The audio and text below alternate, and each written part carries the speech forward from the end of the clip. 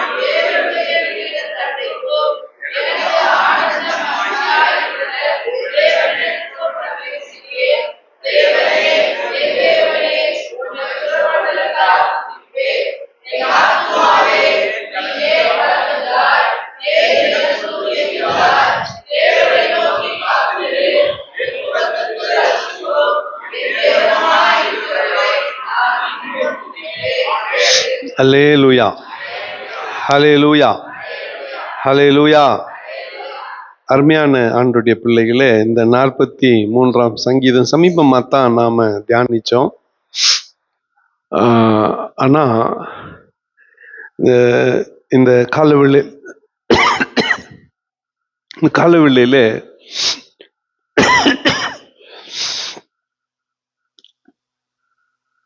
3 வசனத்தை ஒருவர் வாசிக்கலாம்.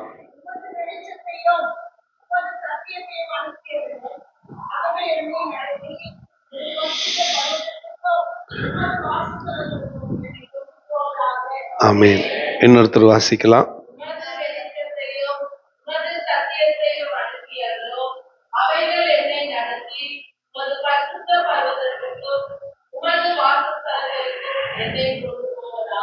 ஆமென். கன்னட பைபிள்ல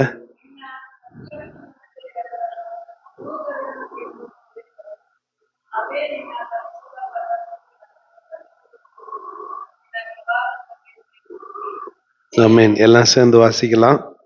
உமது வெளிச்சத்தையும் உமது சத்தியத்தை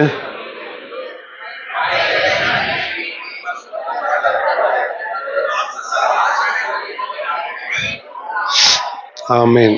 இங்கிலீஷ் பைபிள்ல ஒருவர் வாசிக்கலாம்.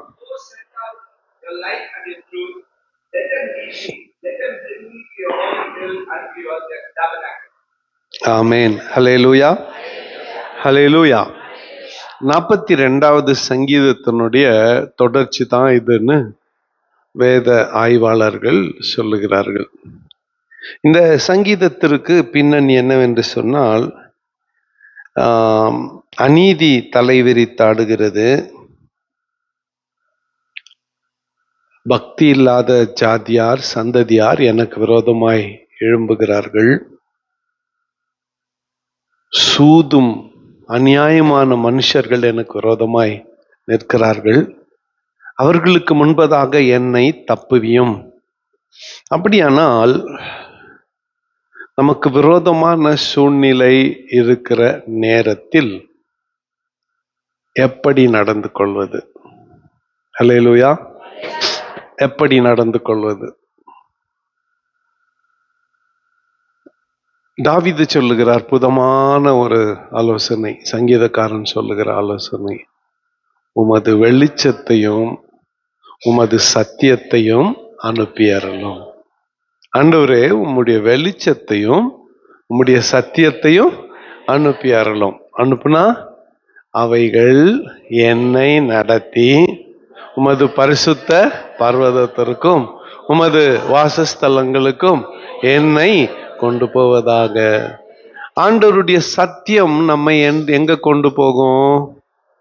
அவருடைய பரிசுத்த பர்வதத்துக்கும் அவருடைய வாசஸ்தலத்திற்கு என்னை கொண்டு போகும். ஹல்லேலூயா.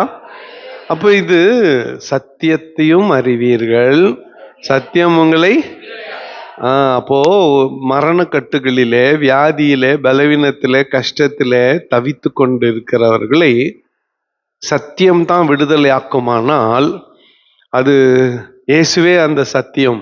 ஆமா தானே? குமாரன் உங்களை விடுதலையாக்கினால் நீங்கள் விடுதலை ஆவீர்கள். அப்படியானால் அதே சத்தியம் தான் நம்மை வெளிச்சத்திலே நடத்தி நம்மை கொண்டு போய் ஆண்டவருடைய சமூகத்திலே சேர்க்கிறது.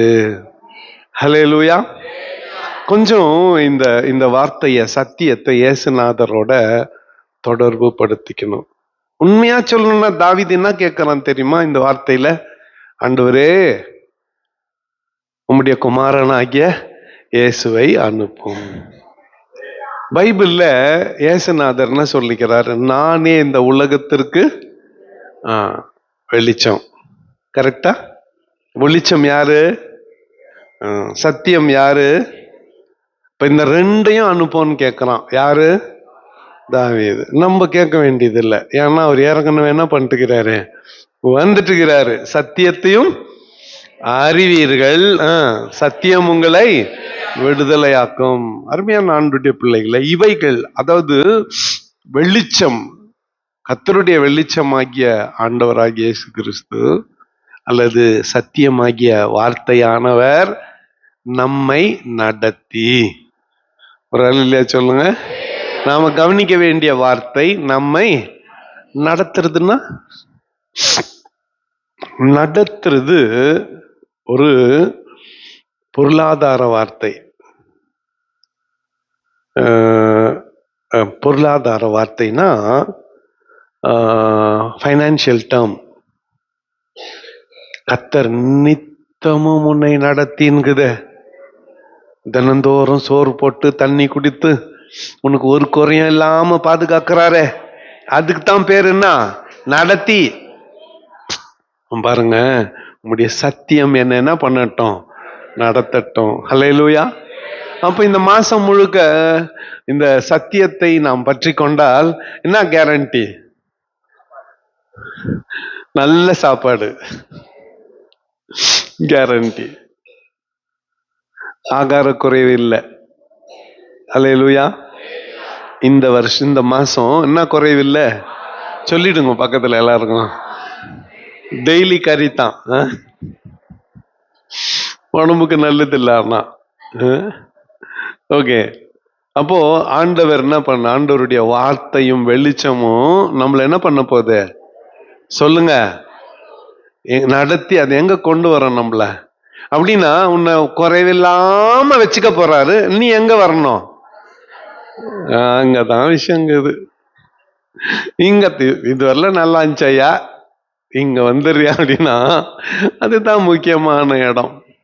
பரிசுத்த பர்வதத்திற்கும் உமது வாசஸ்தலங்களுக்கும் என்னை கொண்டு போவதாக. அப்ப இதுல இருந்து கிளியரா தெரியுது, தாவீது ஊரை விட்டு வெளியேக்கிறான்.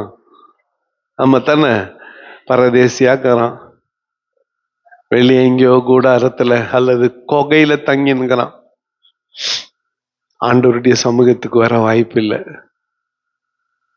அவருடைய பர்வதத்துக்கு வர்றதுக்கு வாய்ப்பு இல்லை. இவன் தான் 42 சொல்றான்னு, முன்னே நானு பண்டிகை ஆசரிப்பதற்காக ஜனங்களோட சேர்ந்து ஆட்டம் பாட்டமுமாக போய் உம்மை ஆசரித்து வந்தேனே, உம்மை தரிசித்து வந்தேனே, அதை நினைக்கிறேன்னு சொன்னா இல்ல 42, அதனுடைய தொடர்ச்சி தான் இது. ஆமா, ஒரு ஆண்டவருடைய சமூகத்தினுடைய மேன்மை அதை அனுபவிச்சவங்களுக்கு தான் தெரியும். ஹல்லேலூயா.